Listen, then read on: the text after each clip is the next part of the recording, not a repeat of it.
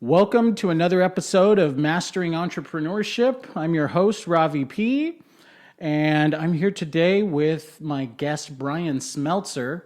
Bryan is an innovation-driven team leader, and he is the president of Liquid Mind, a business consulting firm specializing in apparel, sporting goods, and other consumer products. Welcome, Bryan. Thank you so much for coming. Thank you for having me here, Ravi. I appreciate it.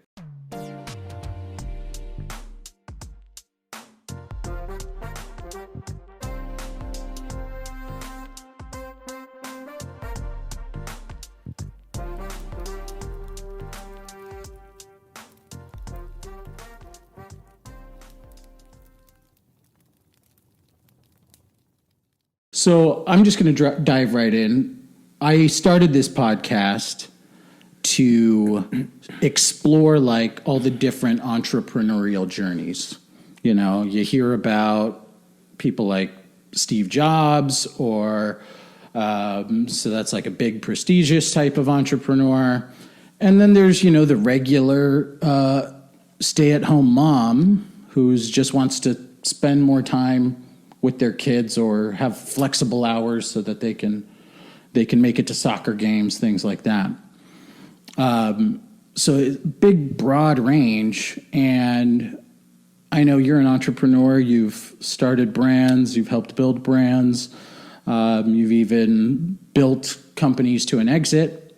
So I want to dig into your journey. I know you're from North Dakota. So maybe we could start all the way back there, what that was like. Yeah, so I had mentioned, Ravi, that you've seen an Eskimo, somebody from North Dakota. It's a very rare sighting. So, I'm from North Dakota, and I finally thawed out after 20 years. So, for me, it was a great upbringing. It's a different upbringing than Southern Cal. And for me, my journey started actually before I graduated from college. I actually played football at Nebraska, finished up at University of North Dakota, industrial engineering degree. And my last semester actually brought me out to Southern Cal. It was in the aerospace industry of all things. And after about 5 years in the aerospace industry, I found that it was something that I didn't want to do. Oh, okay. Yeah, so it was definitely something that I found during that time that I was extremely creative. And I had a very multifunctional skill set that I could utilize. So being an engineer is very detail-orientated, but one thing engineers traditionally don't have is a lot of creativity and outgoing personality. Right? Yeah, so, no, that's a lethal combo. Yeah, so I, after about 5 years, said, hey, I better make a left turn here before I get too deep into aerospace engineering, and that's when I founded Dakota Sky. Dakota Sky.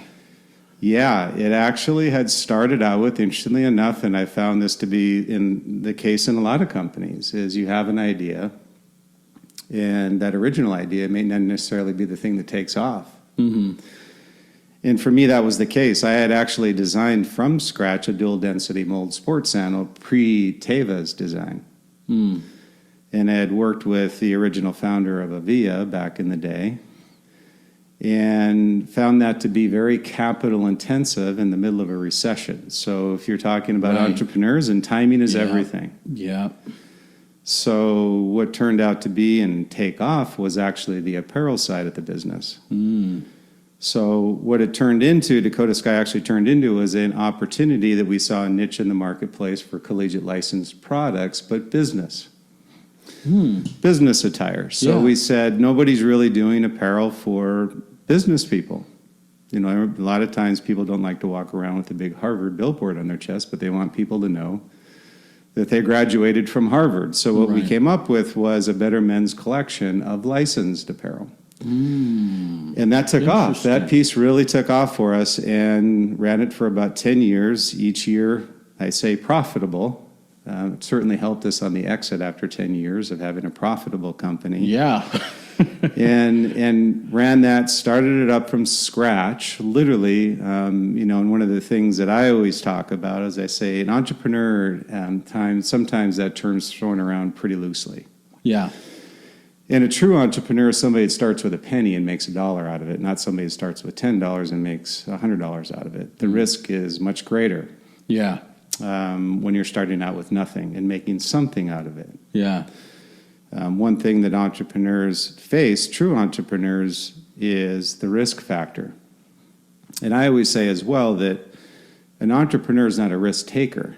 Mm-hmm. They understand the risk and learn how to limit it. Yes. So that's one thing when entrepreneurs say when they go into it, be realistic about what you're trying to achieve and take the time to know that it's going to take a lot of skill set. Yeah. And a lot of areas of support that you're going to need. In my case, having the multifunctional talent certainly saved me in a lot of areas. Mm-hmm. But one thing I find with entrepreneurs going through the process is find your weak points and find somebody to strengthen them. Yep. And strengthen your strengths and find somebody to help you with your weaknesses. Right. So for me, Dakota Sky was one that took off and ran it for 10 years. Mm-hmm. And the apparel side took off. So it was an interesting change because I thought it was actually footwear that was going to be the product. Let's zoom in on that pivot. So like you just sparked this idea for a sandal, right? That was the foundation of I'm going out, I'm going to make this sandal, we're doing business, going to sell 1 million of these. It's going to be awesome sports sandals. And you had this idea for using a dual density sole. But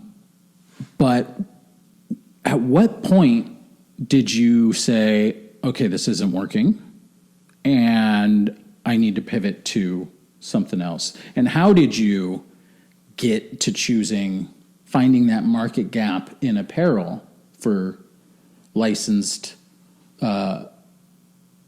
collegiate brands?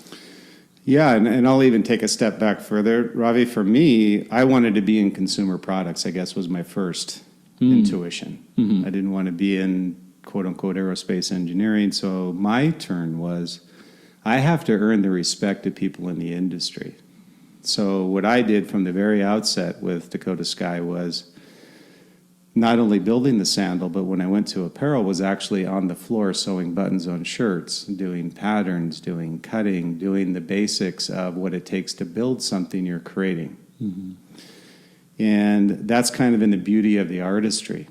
And to gain the respect with people that work for you, you have to have been down there working directly with them to understand what they're going through in order for them to succeed and give them the proper tools. Yeah.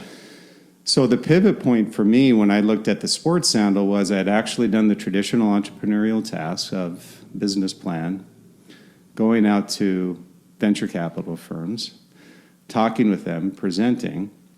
It just so happened that in that instance it wasn't that they didn't like the idea, it was the risk factor was very low, meaning that they didn't want to take a lot of risk. Mm-hmm. So it was in the middle of a recession. Mm-hmm. So one thing I pivoted on was I saw an opportunity on apparel. And so we moved over to an opportunity on the licensing side and said we see a niche opportunity outside of T-shirts and sweatshirts. We saw a lot of business people that were wearing button-down shirts, jackets, whatever it may be. And we saw a line at the time called Tommy Bahama. Mm-hmm. And we said, well, we can certainly do a better men's collection, but our twist is that we're going to provide it to campuses and to universities that are very prestigious and people want to know where they're from and where they graduated from, but don't want to walk around with a billboard. So we targeted business executives. And so that was our pivot point, and we saw a real niche opportunity. And actually our first customer was the University of Southern California. It was our largest customer. Wow. So USC was our largest customer, and then we went to the Ivy Leagues and got all the license for the Ivy Leagues and sold them the product directly. Mm-hmm. So we kind of started that D2C business before it was popular on the e-com side. So we had D2C business as well as campus business and retail distribution. So it was kind of a powerful triad combination. Yeah. You know, what I noticed about that story was you didn't mention the money motivator. You weren't aiming like, okay, I need to do something that's high growth and get a ton of money. Of course, you would like that, but you were focusing on your skills. You're focusing on establishing a name for yourself in an industry. And I think those are some very big takeaways for a lot of people who are, kind of in my position. We're coming out of business school where we're kind of have specialized knowledge, but, we might be grasping for jobs or trying to start a brand or whatever. And I think knowing that I got to pay my dues in this industry first before I can really hit it big kind of directed the growth of your brand. You had found this market opportunity, but in order for you to get traction, you kind of had to be humble about it and recognize those key points. Would you agree with that?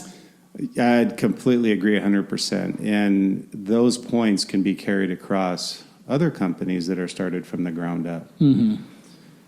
When you look at companies and you say entrepreneur, for me it was a case of I had nothing, so I had to start somewhere. And I knew that if I was going to understand, and I use that word understand what you're doing first and then have a passion for what you're doing. And then you go back to Steve Jobs, and Steve said, hey, if you don't have a passion for what you're doing every day, you should get out of it. Yeah. And entrepreneurs are in it for the long run, and the statistics play that out. You're not an entrepreneur if you fail after 5 years or even after 10 years. It's the longevity of having started a company, built it successfully and profitably for the long term, that you're truly an entrepreneur. So people will try and fail, and I think that's all part of the entrepreneurial process, and I advocate that. Because you have to fail in order to succeed. If you don't fail, you're not taking risk. So for me, it was very important to start from the ground up if I'm going to gain the respect of those from the ground up. You don't start from the top down and then try to gain respect with people that don't understand what they're doing. Because you can't provide them the proper tools to succeed and be efficient in their jobs. Right. Yeah, how are you supposed to help someone build a better product if you don't understand how it's made? Yeah, exactly. It's very true. It's a, it's so obvious, but that's not something that's taught in schools or broadly discussed when you talk about the path to success. Cool. So that's kind of your background, and you built that brand up for 10 years. You were profitable for 10 years, and then you had an exit. Tell me about that exit process. At least for me, and what I've found with brands and companies I work with even today through Liquid Mind, is you kind of wake up one day and say, I've had enough. And for me, that was the case of waking up and saying, I think I've had enough. I've kind of proven and gotten to where I need it to be. And I can carry, for me, it was a revelation of I can carry that mindset now into another brand where it's going to be extremely valuable to them what I can offer. And so the exit for me was waking up where we had achieved what we intended to achieve from the outset was number one. Number two, we've kind of done everything we could do and still being passionate around it. Number three was that we had the ability now to exit from a timing standpoint. And we were on an uptrend, we were very profitable, so it was attractive to a VC. And a VC had actually approached us to see if we were interested in selling. So a lot of times what you'll see with entrepreneurs when they're in the exit mode is sometimes it's your timing, and other times it's someone else's timing. For us, it was kind of a mixture of both. Of both. Yeah, and so for us, it was a very challenging time because you want to exit, but you want to exit quickly. But you have to take the time to ensure that everything the VC or a funding company is looking for is properly portrayed and everything was in their proper place. And the timing for them was also correct, and it meshed with what their expectations were. So a lot of pieces of the puzzle have to come together. Unfortunately for us, it did. So it was just a matter of perfect timing. So not just you having the mindset of, yeah, I could let this go, but the industry was ripe, your company was ripe, the environment and, the books were correct. Everything was in line Yeah. and on time. Very cool. And I got that out of my bloodline. So what you'll find, and I'm sure with you, Ravi, is the entrepreneurs I talk to and present to and work with, is everybody has this urge to be an entrepreneur at some point. Yeah. And for me, it's to be realistic with them. Having been through it from the ground up and having worked with nothing and then built something, gains a lot of respect from a voice to young entrepreneurs that are looking to build a company, ensuring that you're bringing the reality of what's ahead of them to light. And a lot of times when they're talking to people, they've got this plan, but nothing's planned as an entrepreneur.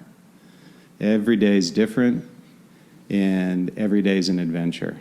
Let's talk about that a little bit. So you had a formal business plan for this company that you were presenting to get some startup funds. How, according to that plan, did that company's growth process go? Well, for us with Dakota Sky, the business plan was built off a footwear company. So it was really built off a very capital-intensive footwear company that made a left turn based on the condition of the funding source at the time, which is in the middle of a recession. Nobody wanted to take the risk with a startup. Yeah. And so we had to drastically change our original business plan to a new opportunity. So from when we made that left turn to the new opportunity, it flowed pretty closely to what we were projecting based on the fact that we were profitable. A lot of times what you'll see with entrepreneurial companies is the funding dries up much quicker than they anticipated. Right. So one thing I learned very early on from other entrepreneurs, similar to what I'm offering up now to companies, offered me the same advice that said, what do you think you'll need in order to get from point A to point B? And I would give him a number and he would say, double it. I go, well, what do you mean? Why would I double it? They go, you're always going to run into unexpected issues that will cost you money. And if you run out of money, that's why people go bankrupt and why they're no longer in business. So it's the circumstances of the situation and also preparing properly for unexpected events that is the downfall of entrepreneurs. Now, that could be revenue. It could be expenses. It could be margins. It could be also competition. There's a lot of factors when I talk to entrepreneurs that they haven't thought of. Yeah. That for me, it's my privilege to bring that to light to them, to have them understand all the things that are in front of them beyond just building a great product. Because I find most of the time when I talk with entrepreneurs, they'll say, I have a great product. But I said, well, what is your culture? Well, what do you mean? Well, when I hire people, what are they coming into? Why are you going to aspire, and how are you going to inspire them to want to have them take that journey with you? And so for me, it's understanding that product is one thing, culture is another thing, inspiration is another thing, and passion is another thing. And all of these things come together collectively. It builds a pretty magical formula for an entrepreneurial company to succeed. Yeah.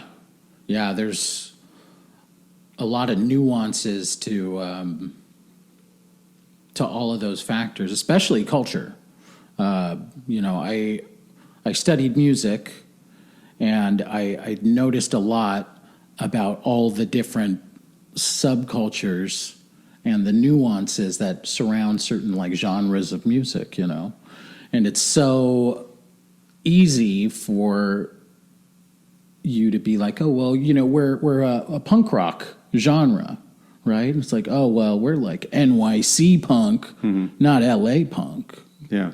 Right. But right. There's different flavors. Yeah, sure, you might be in there, but is that the exact right fit? Yeah. So that's I love the fact that you're an artist, by the way. Oh, yeah, thank you. For me. Well, I'm glad you're an artist also. I am an artist, and for me, it was something that I've always blended in with my businesses. And one thing I learned from my observations as well, and one thing I talk about in the Visionary Brand book, is the artist. And people will always ask me, well, what is that chapter about it? I said, business is like a beautiful concerto. The people inside the company play instruments. And if you're bad at playing violin, get somebody that's good at it. Or if you're good at cello, stay there.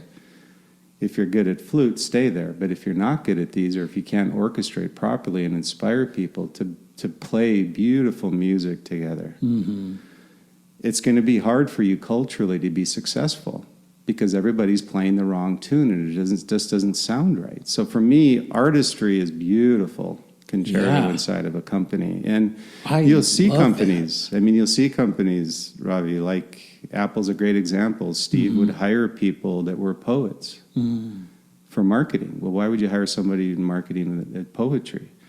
Because they're very deep thinkers and they think about culture. They think about society and the impact. You need to have people like that. Yeah. And so for me, artistry, that is literally a lost art inside of a company, is people don't understand it properly, but everybody has to play on the same music and the right instrument and have somebody conducting that orchestra to play that beautiful music. And all inside the company, when that comes together, it's really a beautiful thing to see. That is amazing. I love that. I don't know why I haven't really encountered that before, of the metaphor of conducting an orchestra to make this beautiful performance. Let's talk about the visionary brand some more. You mentioned that chapter on artistry. Yeah. We were talking earlier, and you brought up boss. Yeah. Yeah. Why don't you tell me a little bit about that? Well, the visionary brand, to talk a little bit about the book and then the Boss series, the visionary brand for me was one where I was curious. I was curious on words. Yeah. And how people interpret words and how people define words and certain things. In the case of vision versus visionary. And, I really didn't find a definition there where people said, I have vision. Well, right. What does that mean to you that you have vision? Or are you a visionary? Do you know what a visionary even is? And so for me, one of the puns that I used in the book that a lot of times gets a laugh is that I say, just because you can see doesn't mean you have vision. Right. And you see many people inside of companies, and the great analogy towards it is that if somebody is a good operations person but thinks they're a good marketer, well, that to me is you're bad at playing the cello, so you're making horrible music inside of the company. Go to an instrument that you can play. Yeah. And stay there and allow others that are good to play their instrument so we can play this beautiful concerto of music. So for me, I was curious what the visionary brand is. What is a visionary brand? There's a difference in the word that I use as a versus the.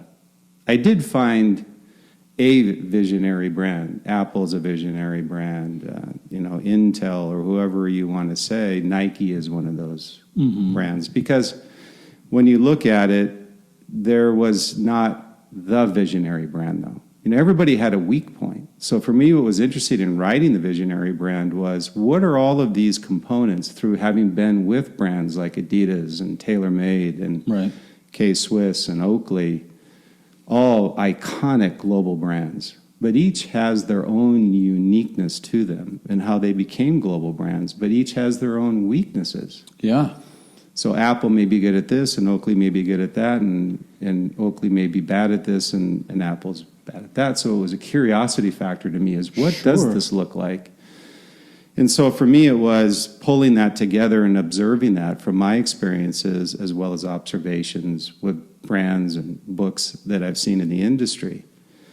So for me, what I've done with the visionary brand is through those chapters you were mentioning, the Boss program is our breakout session series, which goes in depth into the chapters of the visionary brand, like the creative engine and the fuel, which is the marketing, the gas that goes inside of a brand to make it run properly. And so all of these chapters are now broken out into the Boss program. But for me, writing the visionary brand was really, again, kind of anchored off this curiosity factor and helping entrepreneurs to understand you can be good at many things, but not great at everything. Yeah. And this is what I looked at was, what if? What if there was the visionary brand that doesn't exist today? What would it look like? And that's what the book is written about, is that there's all these components that people may not even think about. And you were mentioning, Ravi, which is a very important chapter to me, was the artist. Yeah. And people don't think of it that way. They don't think of companies that way. They think of marketing. They think of product. Yes, those are important. I am literally an artist in business school, and that never occurred to me until just now. Yeah, and there's a lot of things inside the book where, for me also, to have them understand the courage and the fear factor involved with being an entrepreneur and having the courage, but also making sure that you have this servant leadership side of it as well. Is that people inside of your company, the expectation is that everything's not about profit. Profit comes when you have a culture, and a diverse culture of people who work and play together, that have fun and a passion around what you're doing and what you stand for. So I go through the foundational principles of what the visionary brand is and how they stick with it. And I say, how do these brands, and I'm not just saying an entrepreneurial brand that's in business for less than 5 years. So what you'll see my examples are of brands that have been around for decades. Yeah. And brands that people look at that are wearing today, maybe your son or your daughter, your father, they're still wearing Nike, they're still playing with Apple products, and they think they're visionary, and they truly are visionary.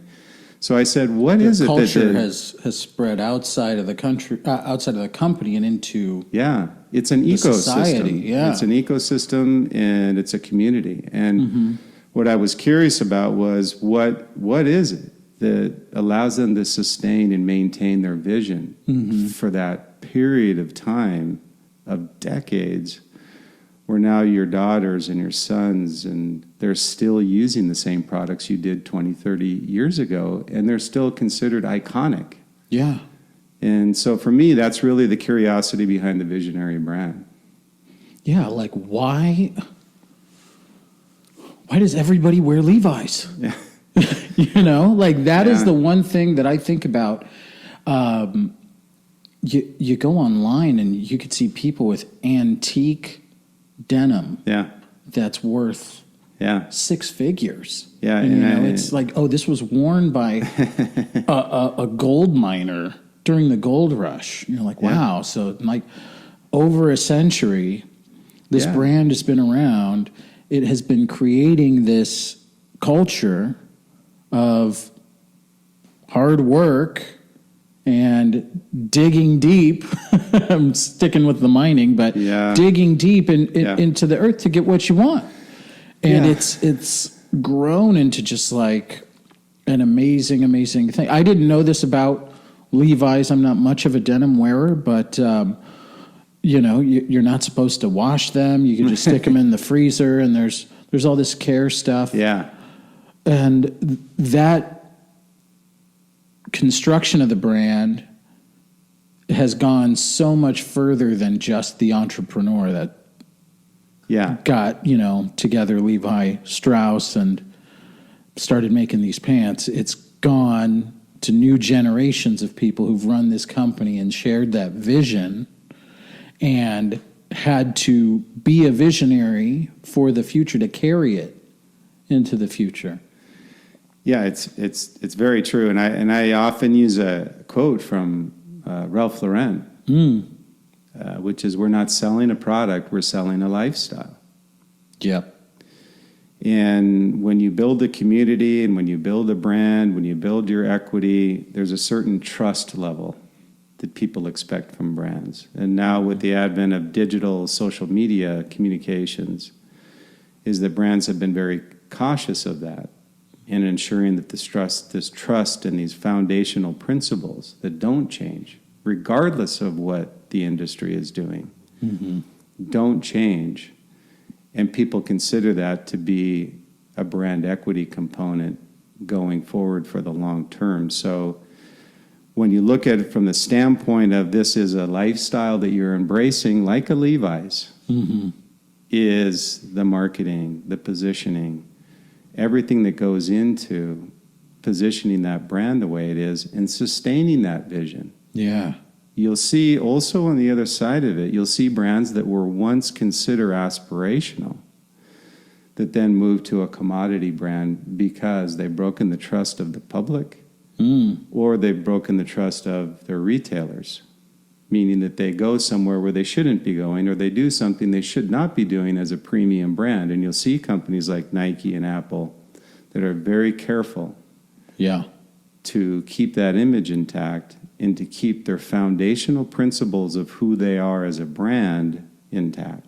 And that everybody inside of the company embraces and has passion around it and become advocates that then spread that voice to everybody outside the four walls of the company on a continual basis as well. So that's something that sustains these brands for a long, long period of time. And I've had brands also, Ravi, on the side where they've come to me, and there was one in particular, a footwear brand, that had broken the trust of the public, and they had lost their premium status. And there's always this good, better, best level, and they turned into a commodity brand, meaning that their only point of difference from a retail perspective was their price point.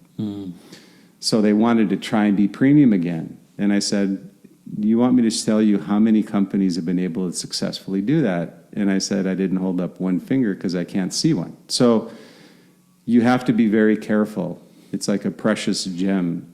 You have to keep polishing that and cleaning it and making sure that it stays that way for the long term. So what did you do for them? Recommend starting a new brand? I mean, literally, that's when you have like that type of an established brand name and then suddenly you've changed. No one's gonna. You can't go back. It's very, very. It's like mixing cream into the coffee. It's very difficult, and that's again what really inspired me on the visionary brand side. Is how does a brand like Nike or Apple sustain that for decades when the failure rate for entrepreneurial companies, as we all know, is 80% fail in the first 5 years, the other 80% fail in the next 5 years. So. The success rate's very low, and that's the realistic number of what entrepreneurs have to face. And what I've found over the years is not only brands I've worked with that are iconic brands, but also ones that I've observed is they've got a very, very strong foundational principles that don't change. Whether it be culture, whether it be product, whether it be performance, whether it be the leadership, whatever it may be, those foundational principles stay the same decade after decade, and they stick to it no matter the temptation to change it. So is that like your guiding philosophy when you are approached by other brands, the in Liquid Mind? It'll be, I work with both established, which is interesting, is I work with both established brands as well as startups. And I find more often than not on the startups that I work with is they don't know who they are or who they're trying to target. And a lot of times they have too broad of an audience or too narrow of an audience. And what I start them out with is I say, well, just define who, what, when, where, and why. Who are you selling to? What are you selling it? Why are you selling it? How are you selling it? And where are you selling it? It's a very simple question, but a very powerful question. And that's usually what sets the foundation for a brand to have the principles to carry them long term, because those won't change. I mean, your culture is who are you hiring and what do you tell them when somebody comes into your company? Why do they join your company? It's not because the pay a lot of times. What I found is they'll come in because they've got an inspirational message, a strategy that's aspirational for them to want to join long term, because you're going to need them to have thick skin through the development of a startup brand. That's just a given. Money's one thing, but having passionate advocates for the company that are there with you thick and thin and understand what you stand for and what you're trying to achieve are the ones that are successful. You know, it's so easy to go through life. We're all changing people, you know, and the environment changes around us. Different things happen, and the vision can even change. But for a brand, it's got to be consistent. And that vision I mean, every single day you come into work for that brand, whether you're making the product on the manufacturing floor or you're up in the C-suite offices doing something for this company, you have to maintain that same vision for the brand. And every decision you make, every single day, you need to be reminded of that mission. Yeah, that's a great point and well put. Because Thank you. when you're inside a visionary company, in every instance, you've got a visionary leader. Mm-hmm. And I call it the bloodlines of the company, and the brand is driven into the team by this visionary leader on a daily basis, and it has to come from the top down, not from the bottom up. Because they need to be inspired on a daily basis, both visually and verbally. When I say visually, whether it's inside the office or outside the office, the voice is the same. And the visual is the same. Mm-hmm. So when you're consistent across both of those, it drives a passion and a protectionism inside the community as well as the employees. And everybody wants to make sure you keep that position in your leadership position. You know, one thing I talk about that we didn't talk about with these visionary brands is, in almost every instance as well that I've worked with or been a part of, we've always had this what we call breakaway technology. And it's a product strategy that is deployed by these visionary brands. They always want to be able to leapfrog over other brands and other companies, but they'll leapfrog through a generational change that revolutionizes the category of product, that moves them far ahead and leaves what I call followers, which are the commodity brands that may just copy what you've done, but you don't care because you're already on to the next generation of product. So product's a very important aspect to everything else, but with the visionary brand, I go through all of these different levels of what makes the visionary brand successful. And what you get, the takeaway is that most people think of, well, this, what I call power triad of sales, product, and marketing, which is truly powerful. Yeah. But there's also culture. Like you said, there's this artistry of people need to think of what the brand stands for. There's the foundational principles beyond those power triad of sales, product, and marketing. So product is an important aspect to it, is the strategy behind how do you move ahead of your competition. Well, you do it with breakaway products that nobody else knew that they actually needed until they're adopted. And that's been a successful strategy deployed by Apple. It was deployed by TaylorMade when I was there, when we did the movable weight technology. Yeah. So a lot of companies have been able to achieve that, and as a result, not only do they gain revenue, but they gain market share and respect in the product category. Yeah, and they get to reinforce that long-term brand, image within the culture of their customers, or the society at large.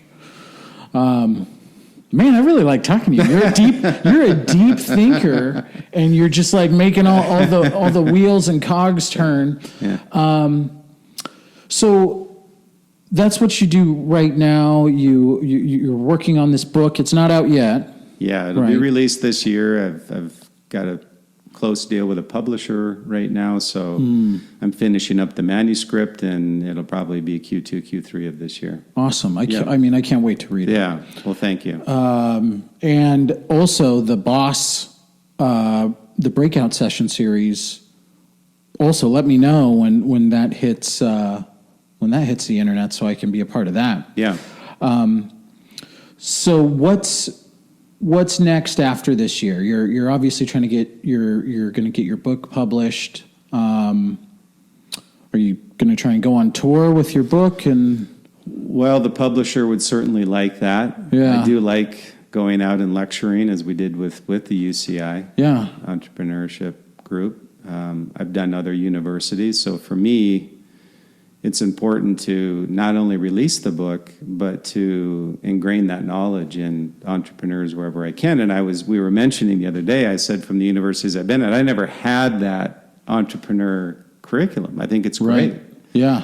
that schools are doing this because I was school of hard knocks. Right. And I learned a lot along the way, but I got bruised up pretty heavily along the way as well. So for me, it's great to come into the universities and lecture entrepreneurs and talk to them and have them ask me questions that they may not have anticipated, and or enlighten them on things that they need to think about before they jump into entrepreneurship. So for me, that would be the next step on the Visionary brand, is the release of the book, the lecture series, the Boss program, and just continuing with that. Okay. All right. So we're getting close to time here. So I'm going to just... Do we just start? well, I don't want to eat too much of your time. I know you have another appointment. So I like to ask a few closing questions. What is the one piece of advice, if there's one thing that you could tell an entrepreneur who's starting their first business, they have their business idea and they're getting ready to go for it, what is the one thing that you would tell them? I always use two words: be realistic. And what I mean by that, it encompasses a lot of different things. Realistic from the standpoint of how long will it take? Who will I need to help me? And what type of financing will it truly take? There's a difference between putting something on paper and being realistic about what it's actually going to take that a lot of times entrepreneurs don't want to answer. And if you've been there before, as with me when I was starting my company, I fortunately had people from Quicksilver that were helping me because they'd already done it. And so for me, I was fortunate to have some very good people that answered some questions that I asked. And I always tell entrepreneurs as well is that ask 1,000,001 questions. If you don't understand something, don't put it on paper until you understand why you're putting it on paper. Find a advisory group and or an advisor or someone that's willing to give the time. And I do that with pro bono with companies as well. And for me, it's a nice to give back. And for me, that's very important because I had it when I was younger. Right. So I would say two words for me is just be realistic. And there's a lot of components to that. There's a lot of moving pieces to be an entrepreneur. So make sure that you build that puzzle as close as you can to having it being finished to what the vision of what you would like it to be, so you can make adjustments along the way. Yeah. I agree. Those are two very, very important words there. Be realistic. It's, being an artist, it's easy to let your imagination run wild really fast. And what you're building in your head might not be feasible at all. So seeking the help of other people, like you said, is important, just to get a reality check every once in a while, even if it's that simple. And then my other anchor question that I like to ask is, what is your favorite emoji? Mine's really simple, and I love it, is the smiley face. The classic smiley face. Yeah, I find that's an underappreciated emoji a lot of times. Is it's very simple, but changes people's lives every time they see it. Do you use emojis a lot? I don't. I do use the bit emoji. I've got my kids actually designed a bit emoji of me, so they prefer that I use him. So it's a little Air Jordan outfit I run around in as a Bitmoji. So that's awesome. They like that. Fun for the kids. Yeah, exactly. Yeah. All right, Bryan, thank you so much for coming and spending some time with me, sharing your wisdom, sharing your story. It's so important, like you said, to give back to people who are starting out, and I hope that this podcast really helps some early entrepreneurs lock in on their vision and focus on building a brand and a culture. I think those were some big takeaways here, and being realistic about that vision and how to execute it. So thank you once again. I'm your host, Ravi P., and I actually already have an outro, so we'll just cut this part out. Thanks, Ravi. I appreciate it. Thank you guys so much for watching and being part of the podcast. Don't forget to share this with all your friends and family. You can subscribe to our YouTube channel and follow us on all of your favorite social media platforms. Don't forget TikTok. If you want to get in touch with us, go ahead and email us at info@miepodcast.com. Thanks again, and I'll see you next time.